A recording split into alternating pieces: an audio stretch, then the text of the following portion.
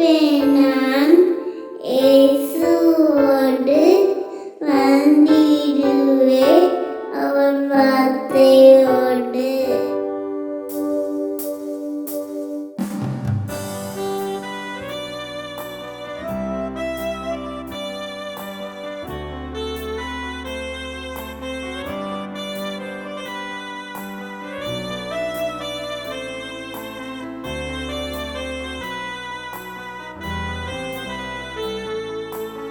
அழைப்பு என்றால் என்ன? The call of God, call of God. இப்போ இது பல நேரங்களிலே நாம் நம்முடைய அழைப்பை உணராதவர்களாய், அழைப்பை புரிந்து கொள்ளாதவர்களாய் பல நேரங்களிலே நாம் காணப்படுகிறோம். அப்போ அந்த அழைப்பு எப்படி இருக்கும்? யாரை அழைப்பார்? எப்படி அழைப்பார்? இது ரொம்ப முக்கியமான காரியம் ஆவிக்குரிய வாழ்க்கையில். இப்போது how different people were called. இப்போ வித்தியாசமான ஆட்களை தேவன் தம்முடைய ஊழியத்திற்கு அழைப்பார். அழைக்கும்போது அந்த அழைப்பு எப்படி இருக்கும் அப்படின்னா, it is not all R same. எல்லாமே ஒரே மாதிரி அழைப்பில் இருக்கார். ஒவ்வொருத்தரை தேவன் ஒவ்வொரு விதமாக அழைப்பார். But God has many ways by which He calls His servants. Unfortunately, you cannot program God into particular mode. He simply does not fit into any of the pattern that we will like Him to fall into. இப்போ நம்ம நினைக்கிறது போல தேவன் நம்மை அழைக்க மாட்டார்.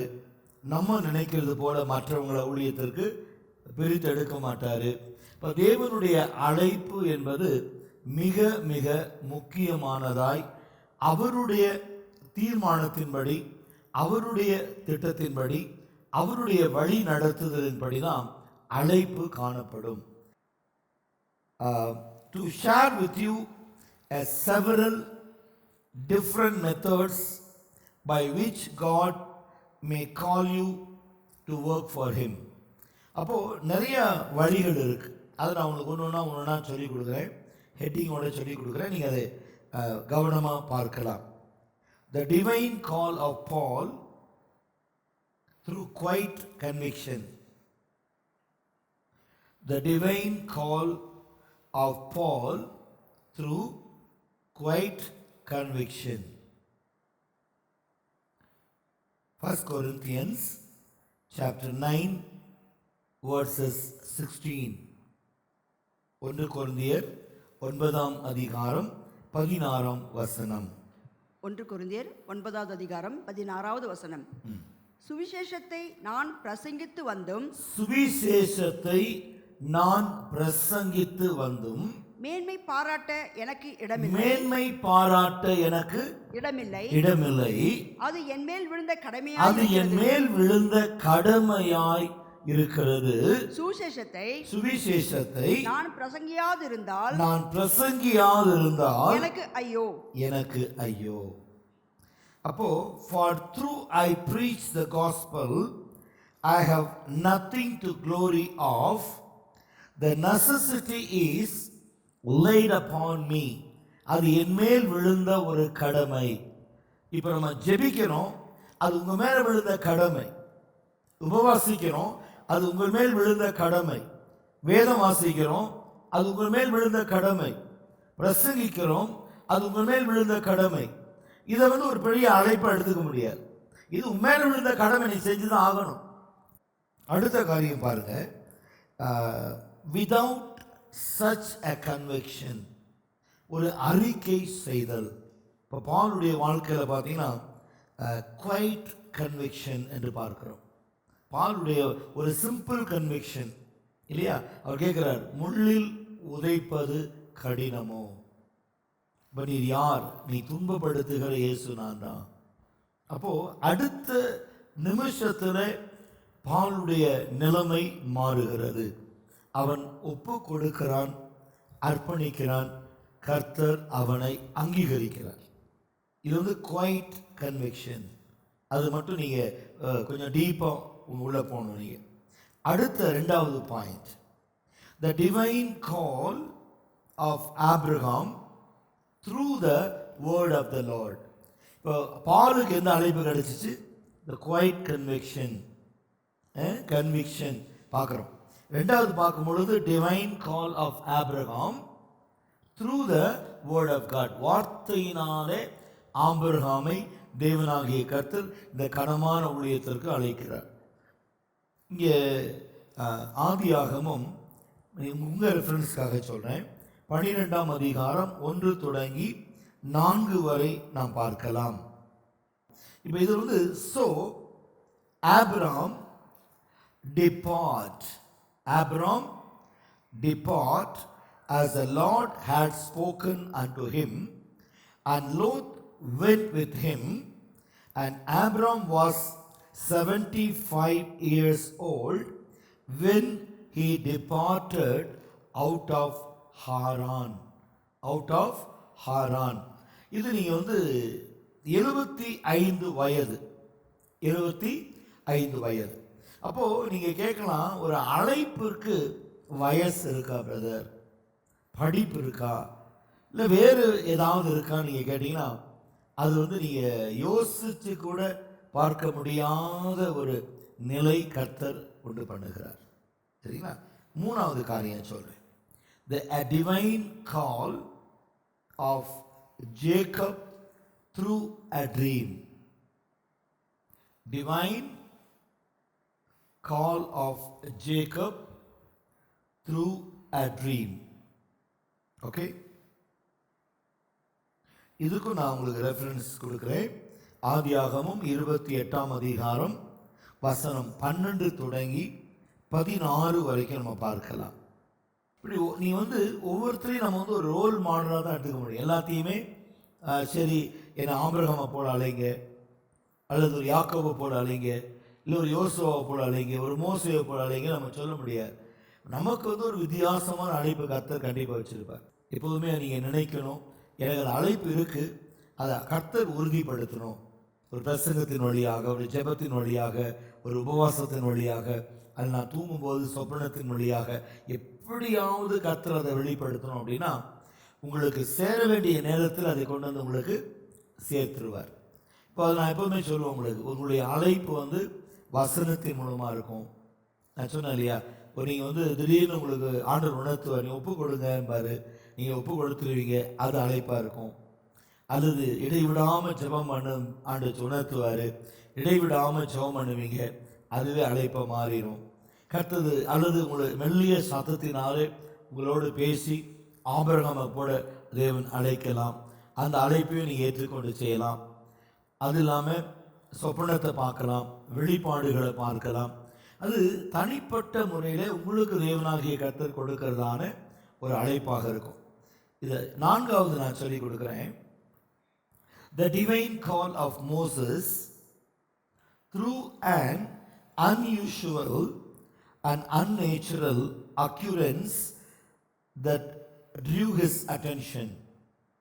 அதாவது ஒரு இயற்கைக்கு அப்பாற்பட்ட ஒரு நிலை. மோசே தேவன் அழைச்சது வந்து நாட் அன்யூஷுவல். அப்படின்னா யூஷுவலாக நம்ம வந்து ஒரு இடத்துக்கு போனோம்னா அந்த இடத்துல இங்கே சிலர் சொல்லுவாங்க, இந்த இடத்துல நான் போனேன் எனக்கு கொஞ்சம் மன சமாதானமாக இருக்கும், ஜெபம் பண்ணுறதுக்கு ஏதுவாக இருக்கும், உபவாசிக்கும் போது அது ஏற்புடையதாக இருக்கும்னு சொல்லுவாங்க.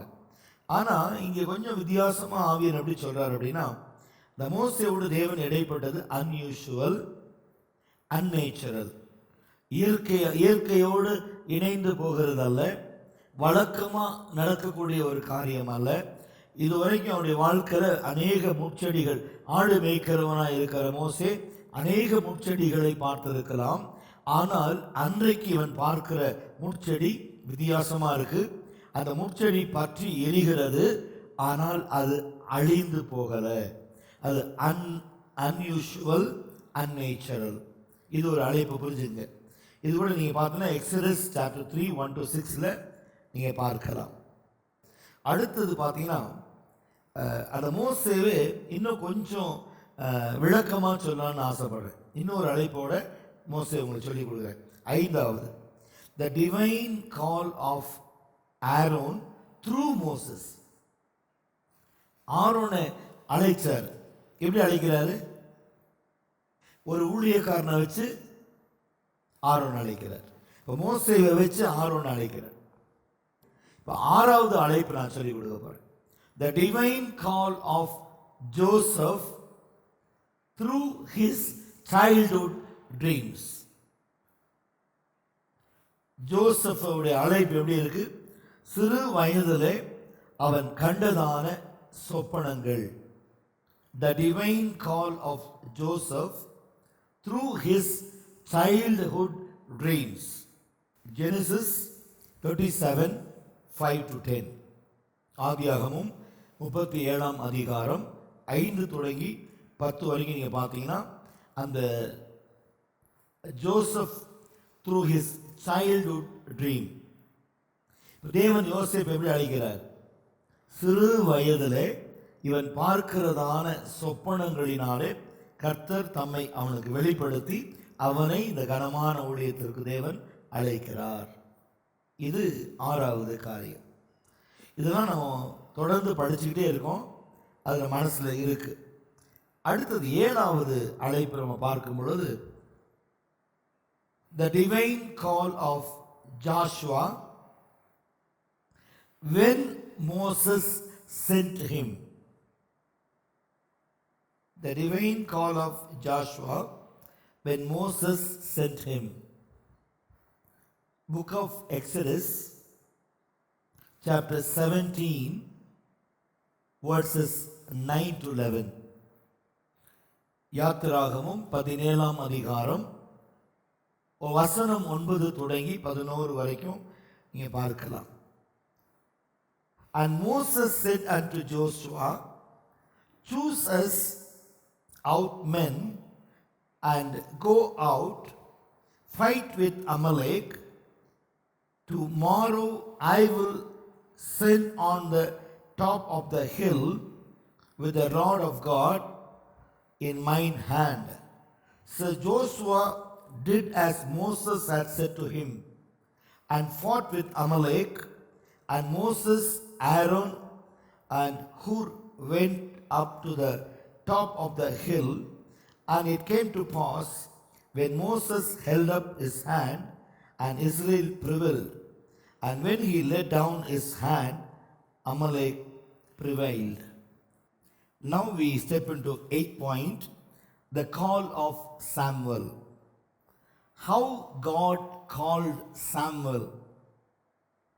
இப்போ இந்த சாமுவேலை தேவனாகிய கர்த்தர் தமது ஊழியத்திற்கு அழைக்கிற பொழுது அந்த நாட்களிலே பெரிதாக கர்த்தருடைய ஊழியத்தை செய்வதற்கோ கர்த்தருடைய திட்டத்தை நிறைவேற்றுவதற்கோ கர்த்தரை குறித்து ஜனங்களுக்குள்ளே கொண்டு போவதற்கோ பெரிய அளவில் தீர்க்கதரிசிகளோ பெரிய ஊழியக்காரர்களோ அந்த நாட்களிலே இல்லை. அப்போ தேவனாகிய கர்த்தர் என்ன நினைச்சாரு? இந்த தீர்க்க தரிசனம் இல்லாத இடத்திலே ஜனங்கள் சோர்ந்து போவார்கள் என்று தேவனாகிய கர்த்தர் தீர்மானிச்சுட்டு அந்த நாளிலே ஒரு தீர்க்கதரிசியை உருவாக்க வேண்டும், ஒரு தீர்க்கதரிசிக்குள்ள ஒரு அழைப்பை கொடுக்கணும்னு சொல்லி தேவன் தம்முடைய இருதயத்தில் தீர்மானிச்சுட்டார். சரி, இந்த தீர்க்கதரிசி யாரு, எப்படி கொண்டு வரலாம் அப்படின்னு யோசிக்கும் போது அப்பதான் அன்னாள் அவர்கள் ஒரு பிள்ளை இல்லாதிருந்து ஒரு நிந்தையான ஒரு மகளாய் எல்லாராலும் வெறுக்கப்பட்டு எல்லாராலும் நிந்திக்கப்பட்டு ஒரு அவமானத்தோடு கூட சரி நம்ம தேவன்கிட்ட போய் கண்ணீரோட கதறி அழுகலாம் அப்படின்னு சொல்லி அந்த அம்மா ஒரு தீர்மானத்தோடு ஜெபிக்க சபைக்கு வருகிறார்கள். சபை திறந்திருக்கிறது. அன்னாள் கர்த்தருடைய பார்வையிலே வந்து முழங்கால் படியிட்டு இருதயத்தை தண்ணீரை போல ஊற்றி அவள் அழுது ஜெபிக்கிறாள், பொருத்தனையோடு ஜெபிக்கிறாள், திட்டமாய் ஜெபிக்கிறாள், தீர்மானமாய் ஜெபிக்கிறாள், உறுதியோடு ஜெபிக்கிறாள், தன்னை மறந்து ஜெபிக்கிறாள். அவளுடைய ஜெபம் கர்த்தரால் கேட்கப்படும் வரைக்கும் அவள் இடத்துல ஒரு வியாகுலத்தோடு கூட ஒரு மன கிளேசத்தோடு கூட அந்த ஸ்திரீ ஜெபித்து கொண்டிருக்கிறாள். அப்போ அந்த ஜெபமானது கர்த்தருடைய சமூகத்தில் கேட்கப்படுகிறது. ஏன் இந்த அம்மாவுக்கு ஒரு பிள்ளைய கொடுத்து அந்த பிள்ளைய நம்ம தீர்க்கதரிசியா மாற்றக்கூடாது என்கிற எண்ணம் தேவனுக்கு இருக்கிறது. அப்போதான் அந்த அம்மா சொல்றாங்க, எனக்கு ஒரு ஆண் பிள்ளை வேணும். அப்போ அந்த ஆண் பிள்ளை எப்படி இருக்கணும் அப்படின்னா நான் கர்த்தருக்கென்றே நான் ஒப்பு கொடுக்கிறேன் என்று அந்த தாய் ஒரு பொருத்தனையோடு ஜெபிக்கிறாள். இவள் செய்த திட்டமான ஜெபமும் ஒரு பொருத்தனையான ஜெபமும் தேவனுக்கென்று அர்ப்பணிக்கிற ஒரு ஜெபத்தையும் அந்த அன்னாள் ஏறெடுத்ததினாலே அந்த சாமுவேல் அந்த சபையிலே வளரவும் கர்த்தருக்காக ஒரு சாட்சியான ஒரு ஊழியக்காரனாய் ஒரு தீர்க்கதரிசியாய் எழும்புவதற்கு அந்த பகுதி மிகுந்த ஏதுவாய் இருந்தது. அது நாம் 1 சாமுவேல் 3ஆம் அதிகாரம் 1 தொடங்கி 10 நாம் பார்க்கிறோம். Praise the Lord. இது ஒரு விதமான அழைப்பு. Okay, God changed all the situation and God made it favor for himself. கர்த்தர் இந்த சூழ்நிலையை தமக்கு சாதகமாக்கி கொள்வார். இப்போ சாமுவேல் பிறந்த அந்த காலத்தில் அந்த பட்டணத்தில் அல்லது அந்த நகரத்தில் தீர்க்கதரிசிகள் இல்லை, கர்த்தருடைய நாமத்தை சொல்லுகிறவர்கள் இல்லை. அப்போ ஒரு டிமாண்டான டைம்ல தான் அந்த அன்னாள் தன்னுடைய பிள்ளையை தேவனுக்கு ஒப்பு கொடுக்கிறாங்க. அந்த பிள்ளை ஏலி நிலத்தில் வளருகிறார். அந்த ஏலி கர்த்தருடைய சத்தத்தையும் மனுஷ சத்தத்துக்கும் உள்ள வித்தியாசத்தை கற்றுக் கொடுக்கிறார். அப்போ இந்த சாமுவேல் தேவனோடு பேசுகிறார். தேவனாகிய கர்த்தரோடு பேச ஆரம்பித்த சாமுவேல் ஒரு நாள் தீர்க்கதரிசியாய் எழும்புகிறான். இது 8வது அழைப்பு. We step into ninth one. Divine call of Elisha by having mantle thrown on him.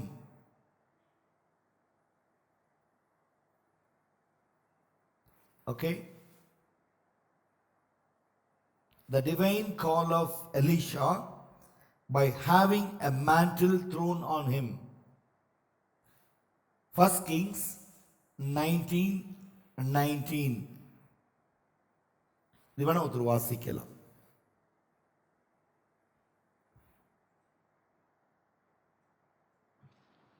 ஒன்று ராஜாக்கள் 19வது அதிகாரம் 19வது வசனம். அப்படியே அவன் அவ்விடம் விட்டு புறப்பட்டு போய் 12 ஏர் பூட்டி உழுத சாப்பாத்தின் குமாரனாகிய எலிசாவை கண்டான். அவன் 12ஆம் ஏரை ஓட்டி கொண்டிருந்தான். எலியா அவன் இருக்கும் இடம் மட்டும் போய் அவன் மேல் தன் சால்வையை போட்டான். ஓகே, MANTLE, mantle means சால்வை. ஓகே, சால்வை. இது அதாவது 12வது ஏரை பூட்டுகிறான். சரிங்களா? இப்போ 11 ஏர் மாடுகளை உழுதுகிட்டு இருக்கான். 12வது பூட்டும் பொழுதுதான் அவன் மேலே கிட்ட போய் அவன் தன்னுடைய சால்வை அவர் மேலே போடுறாரு. அழைப்பு அப்படி வருது. அதாவது எலியாவினுடைய சால்வை எலிஷாவின் மேல் விழுகிறதுனாலே அவன் கர்த்தரால் அழைக்கப்படுகிறான். சால்வை போட்டு அழைக்கிறது. ஓகே, இது 9வது அழைப்பு. Number 10, the divine call of Jeroboam through the word of the prophet. ஒரு தீர்க்கதரிசியின் வார்த்தையினாலே அழைக்கப்படுகிற அழைப்பு. ஒரு தீர்க்கதரிசி பட்டணத்தில் இருப்பாரானால் அவரும் ஊழியத்திற்கான அழைப்பை கொடுக்கலாம். அதற்கு யாரு உதாரணம்னா ஜெரபோம், JEROBOAM, ஜெரபோம்.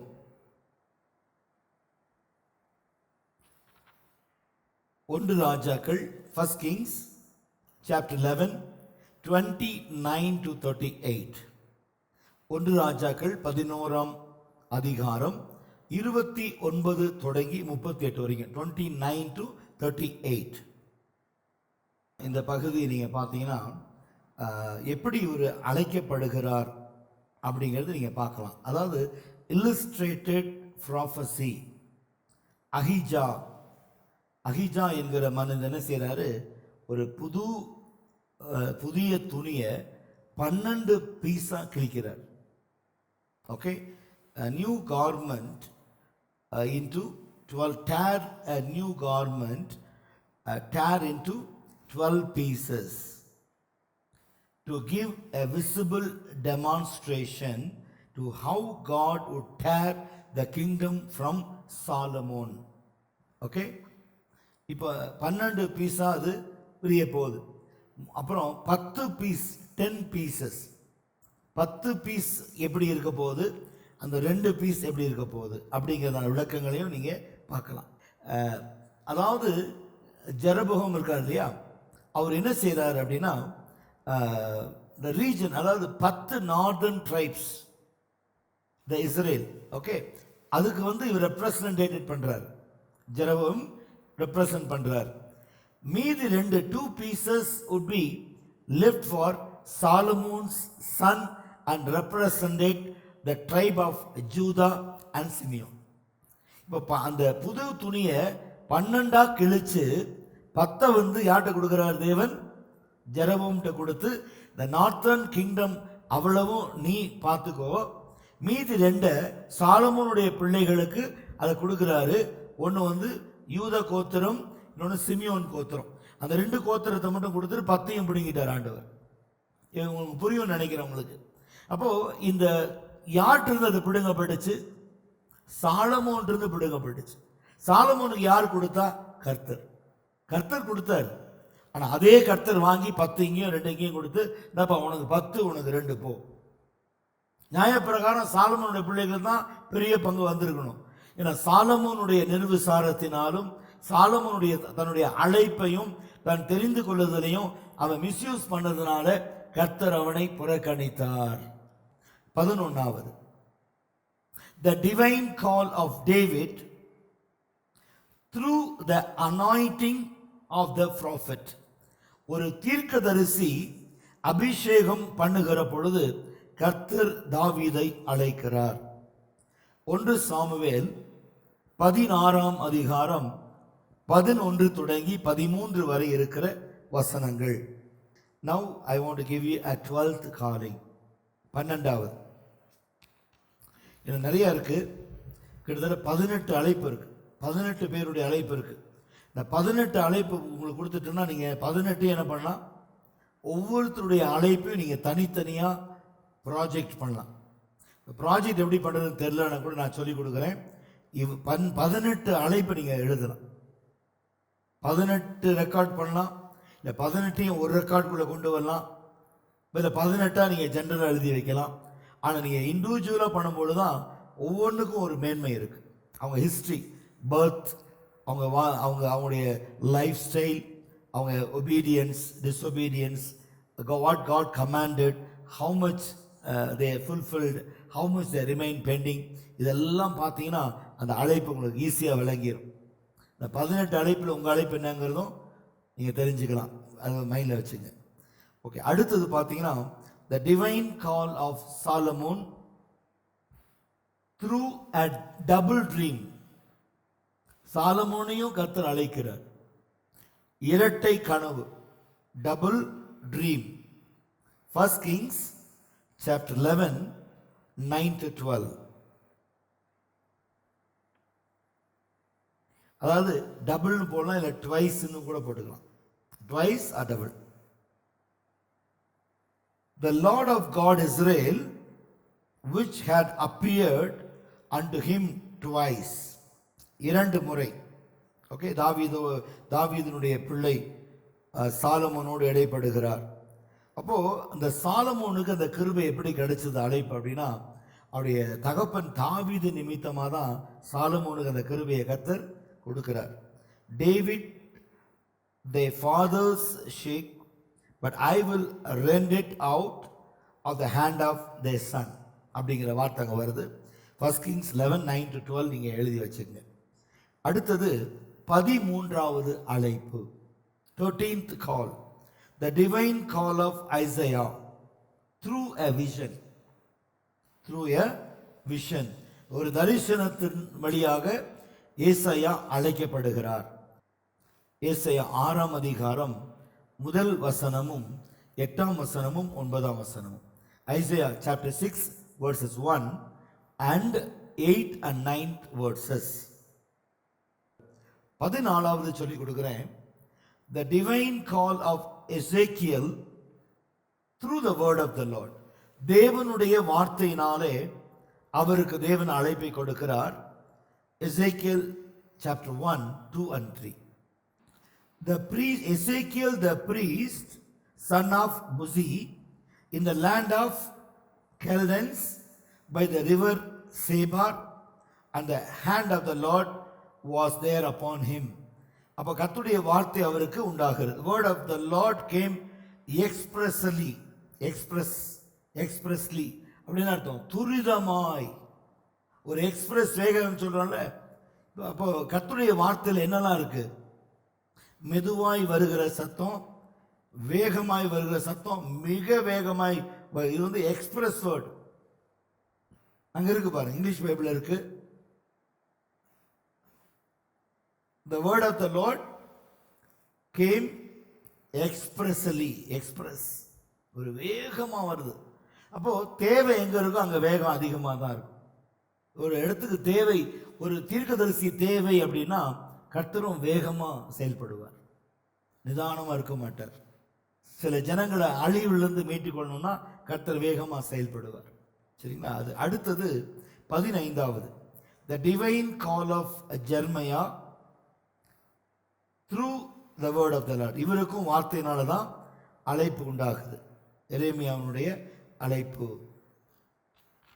அது நீங்க பார்த்தீங்கன்னா புக் ஆஃப் ஜெரேமியா சாப்டர் 1:1-10, எரேமியா புஸ்தகம் முதல் அதிகாரம் 1 தொடங்கி 10 வரைக்கும் நீங்க பாருங்க. 16வது, the divine call of Peter, Andrew, James and John. இவங்களுக்கெல்லாம் ஒரே விதமான அழைப்பு. இவங்களெல்லாம் எப்படி அழைக்கிறாருன்னா, the divine call of Peter, Andrew, James and John by being asked to follow. என்ன எப்படி கூப்பிடுறாரு? நீ என்னை பின்பற்றி வா. டைரக்டாவே கூப்பிடுறாரு, ஏசப்பாவே கூப்பிடுறாரு. இவங்களெல்லாம் தேவனாகிய கர்த்தர் பல சூழ்நிலைகளில் கூப்பிடுறாரு. ஆனா இந்த 4 பேரையும் எப்படி கூப்பிடுறாரு? நீ என் பின்னால வா அப்படிங்கிறார். ஓகே, பேதுரு எப்படி கூப்பிட்டாரு? வா, உன்னை மனுஷர்களை பிடிக்கிறனாக்கிற, நீ வேலையை விட்டுட்டு என் பின்னால வா. உடனே அவர் பின்னால போயிட்டார். ஆண்ட்ரூ அப்படிதான் கூப்பிட்டாரு, ஜேம்ஸையும் கூப்பிட்டாரு, ஜானையும் அப்படிதான் கூப்பிடுறாரு. இந்த 4 பேருக்கும் ஒரே அழைப்பு, by being asked to follow. Matthew chapter 4:18-22. அடுத்தது the divine call of Paul, அப்போஸ்தலனாகிய பவுலுடைய அழைப்பு. the divine call of Paul through spectacular and supernatural visitation.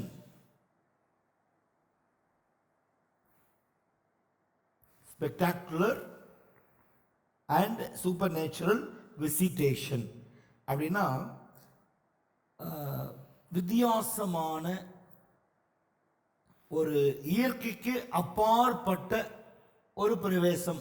Visitation ஒரு பிரவேசம். இப்போ தமஸ்குவுக்கு எவ்வளோ தடவை அவர் போயிருப்பார். ஆனால் இந்த தடவை தமஸ்குவுக்கு அருகு போகும்போது ஒரு சடுதியான சத்தமும் வெளிச்சமும் இருக்கு. அது வந்து சூப்பர் நேச்சுரல் விசிட்டேஷன். இந்த தடவை விசிட் பண்ணும்போது ஒரு சூப்பர் நேச்சுரல் நடக்குதாங்க பாலுடைய அழைப்புக்கு.